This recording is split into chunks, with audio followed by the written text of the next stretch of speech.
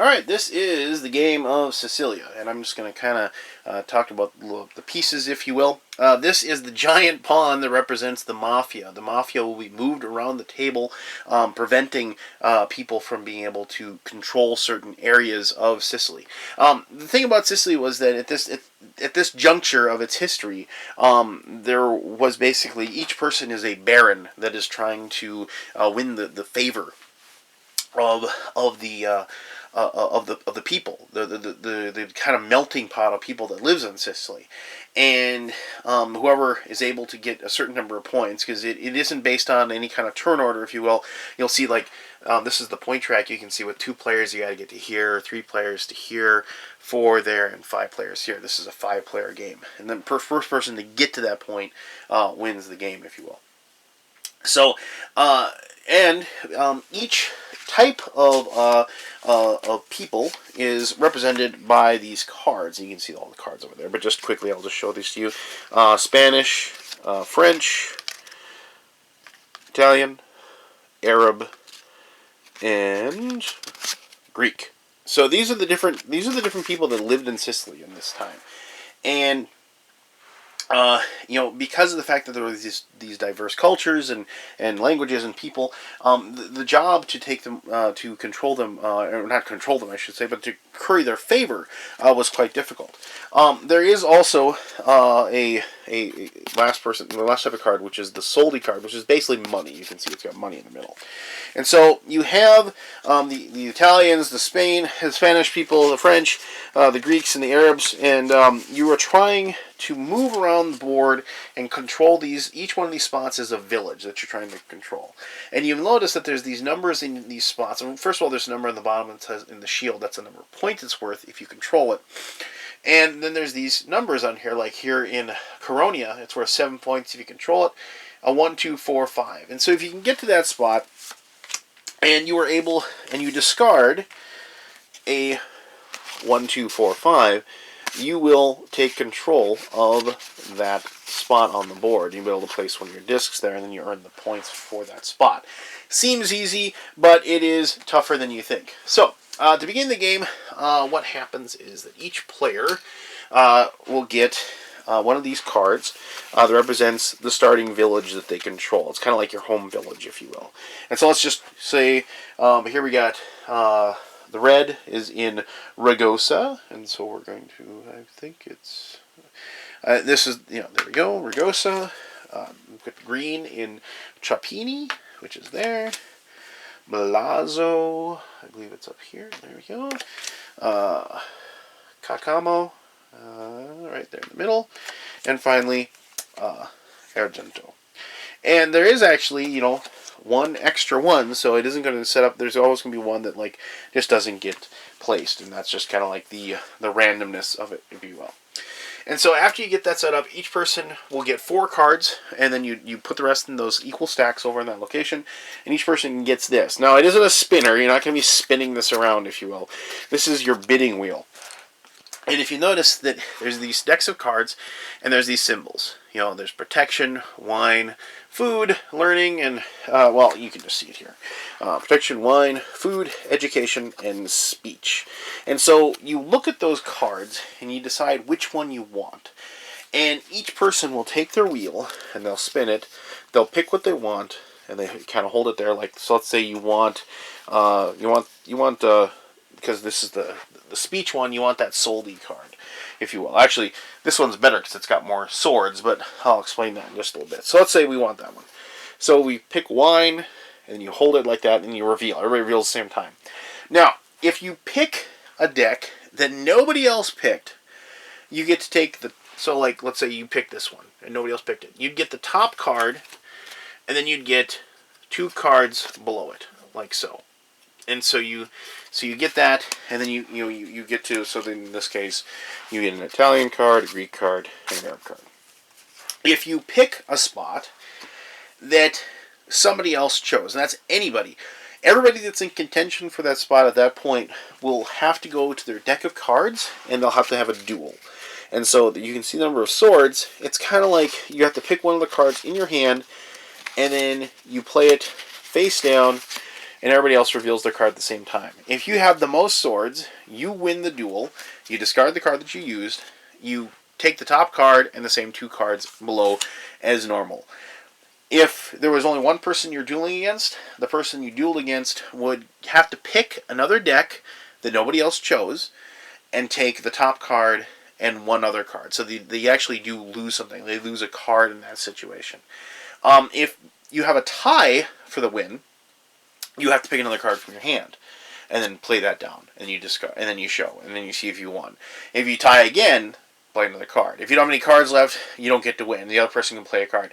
If you want, you can, after you tie, or even after just the duel is declared, you can say, I bow out of the duel. And you don't have to discard any of your cards, and you don't lose any, and you still suffer the same thing of, like, because you can't lose face, it's like you weren't brave enough to show up for the duel. So you end up just taking 2 cards as well, but you let the other person win. But like I said, you don't have to spend any of the cards in your hand. There is no hand limit, so you can definitely collect these cards and keep collecting them and keep collecting them as the game progresses. So after that's done, and everybody has collected their cards and that they gained, you're going to, at that point, you're going to, the first person is going to take this giant, well, it's called the innominato. I guess it's the precursor to the Mafia, and they get to place this in any one location they want. And so whoever the first player was, let's say the green was first player, and maybe the whoever played blue, they were kind of a jerk to them, and they're going to go, you know what, I'm going to go ahead and put it right there on the Rocca Lamero, because it's like a 10-point spot. We're going to go ahead and put that on that location. This does not prevent somebody from going into the area.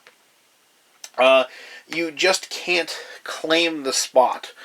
So it's the reason behind this is that the Mafia, basically they did not like the controlling aspect of the barons, or I should say the innominato, did not like the controlling aspect of the regime, and so they rallied the villages and the people to fight against the oppressors, if you will.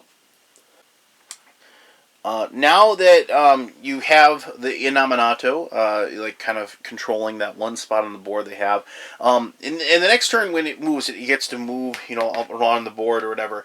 It can't stay in the same spot. Whoever the active player is gets to move the innominato. But there is cards that you can get, and I'll explain those cards in just a moment, that allow a player to move it as well. But anyway, so after that, then you get to do your actions for the turn. And the actions, you can do some of these, you can do none of them, you can do whatever you want. But some of the things are, you notice there's this track down here where all these pawns are. This is the method of transportation that you have. You start off, everybody walks, and they can move 1. And then as they slowly increase, they can actually move more places up to 5. And to get that, you have to discard 2 of the money cards. And then you can increase 1 spot on the board. You can't discard 4 and increase 2. You can only increase 2 and go up 1. And so if you go up 1 to get 2 villages, you can do that, and so on and so forth. You can see you have a mule, and then you have a horse, and then you have a hay cart, and then you have a wagon, which is obviously much better. Then after you've improve that, then you can start, depending on, you don't have to, obviously, but then depending on your movement, you can move into a spot, and then if you can match the cards that are located on there, and I apologize, I should have placed these in these locations, because once you own a spot, it can't be taken from you. There's nothing in the game that allows you to come in and disrupt somebody that controls it. So once you get those discs down, you're good to go. So, you can start going here, and so if you had a 1, 2, 3, 3, and 4, you could spend those and place it, and then blue would go up another 8 points, and you'd put them up to there. Now, you can, if you have the exact card combination, you can do that. You can discard 2 money cards to just represent a wild card that represents one of the numbers that's on there. Or you can, if you have 3 of a kind of anything, then obviously you wouldn't use the money cards of those. But like if you said had 3 Spanish cards, and you needed a 4, you could discard 3 Spanish cards and the equivalent of a 4.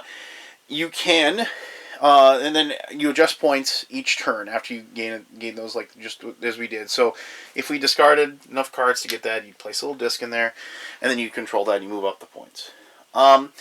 Then, if you want, you can also discard 3 cards, any cards, doesn't matter what kind of cards you discard, and you get to draw one of these Portenza cards. Now, these are basically cards that break the rules. So, a treaty. Play this to move up 5 extra villages. Treason. A substitute for any support card. So you can kind of see the things that they can do. Treachery. This one allows you to move the innominato. And some of them, actually, like, you can play to hurt people. So, like, another player has -1 transportation for the turns, so they can't move as far. And so you can hold on to these, and this is a very important one. This one, you can play this and you immediately win a duel.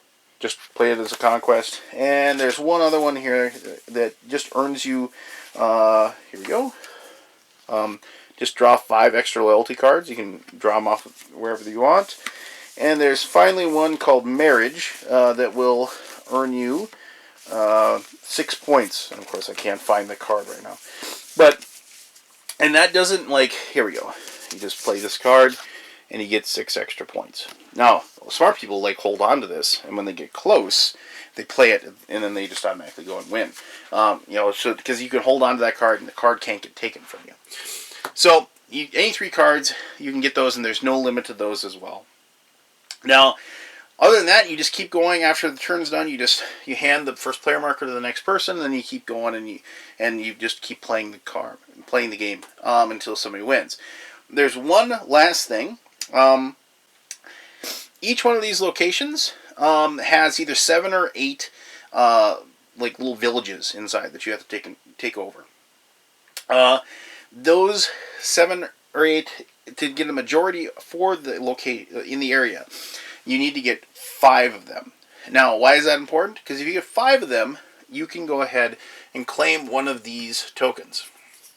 And what this is, it's a permanent token that nobody can take from you, and it's the equivalent of having a card number 4 in your hand at all times. So, if you had this one, and you went to Tosa here, and it has a 2, 3, 3, 4, 5, you'd only need a 2, 3, 3, 5, because you have this token, it's equivalent of a 4.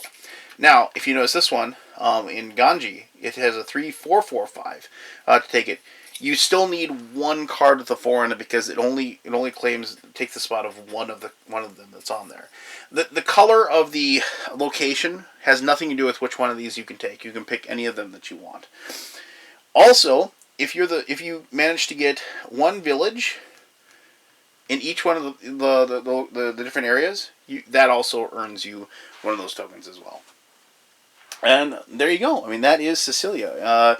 It has maybe 3 or 4 real rules to the entire game. Everything else is figuring out what your opponents are trying to do and beating them to the punch, bluffing and out bluffing, and just trying to, for lack of a better term, get your boot on their neck and don't let them up so you can take control of the island. But alright, so let me tell you more about this really, really fun area control game here in my conclusion. Alright, there you go. That's how you play the game of Sicilia. I do apologize. You may have noticed my voice is a little scratchy and I kind of sound like a Muppet. I'm kind of getting over a cold right now. I've had a sinus infection for the last few days. So this is the first time I've had a chance and I've actually felt well enough to sit in front of the camera. So I apologize for that. So, as I said in my introduction, and also as I showed you the game, the game isn't difficult. You just have a hand of cards. There's no hand limit. You just collect those, and you try to use them in the best way you possibly can as the game progresses. And so each turn, I mean, you're basically trying to decide, do I want to save up these cards? Am I going to be able to make it to that village on the other side that's worth a bunch of points? Can I get over there? And honestly, I mean, the biggest thing in the game is collecting these tiles, in my opinion. Just basically because you just satisfy a card. You no longer have to duel for it or try to outthink and outguess the people with your spinner here. And so I found when I played the game, the first thing I always try to do is get one one village in each area, so I could get one of these, because that was I felt like, kind of the easiest way to do it. Get myself faster so I can move faster and get my transportation up, and then get that one village and then grab one of those. But pretty soon, but if you can't, get moving and you can't get the right cards, to collect the right thing, so it's tough to do, and so you'll end up I'm using these cards, if you will, for the wild. I'm using the soldi cards, the money cards. I'm using them for their wild, or I'm using them to increase my transportation. And it always, it's one of those things where you never seem to have the right cards at the right moment, and so it has that.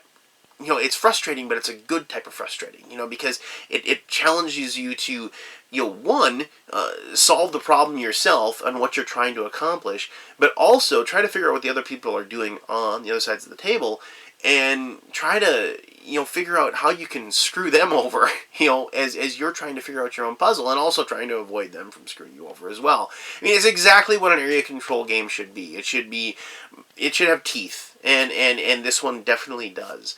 And there's many a time where we've been able to move to certain spots and play the cards and take a spot, in an area, and you hear cursing on the other side of the table, and for me that makes me feel good, and sometimes I'm the one that's cursing, and I'm sure that makes the other people feel good as well. So technically, yeah, it's been me cursing more because I haven't won a game of this yet, but I'm still playing it and I'm still having a lot of fun with it, and I think that's really the mark of a good game, if I can get a beat down on a regular basis, but I'm still being challenged by it. I think it's that for me really is the earmark of a decent design, not decent, the good design. And the nice thing about this is, because of the fact that the rules are fairly simple, and what I'm doing is I'm just competing against the people, and I'm trying to outthink them. And when that happens, the kind of the game itself, kind of opens itself up, and now I'm not so much worrying about the mechanisms of the game that I'm messing with. I'm worried about trying to figure out what the other people are thinking and trying to discern. I saw them grab those cards. Is he trying to get over there? Where are they located? What's she doing over there? She seems to be just hanging out in that blue area. I mean, she's going to have the majority there. Is there some way that I can get this giant pawn over there to prevent her from getting the majority and be able to collect one of these tokens? And so there's all those kinds of interesting little thoughts running through my head as I play the game, and that just makes it all the more enjoyable. So for all those reasons and more, I really have enjoyed Sicilia. It's a game that's right up my alley because of the theme, just because of the background of the area, and also just because this is the type of game that I enjoy. It's challenging, it's pleasing to look at. It takes maybe 10 minutes to teach to somebody, and then the fun begins, if you will. So, all right. So if you have any questions about Sicilia, please ask away. I'd be more than happy to answer anything about, anything, if you will. As always, I greatly appreciate you taking the time to watch this video. And until next time, you have yourself one heck of an awesome day. All right. Bye-bye.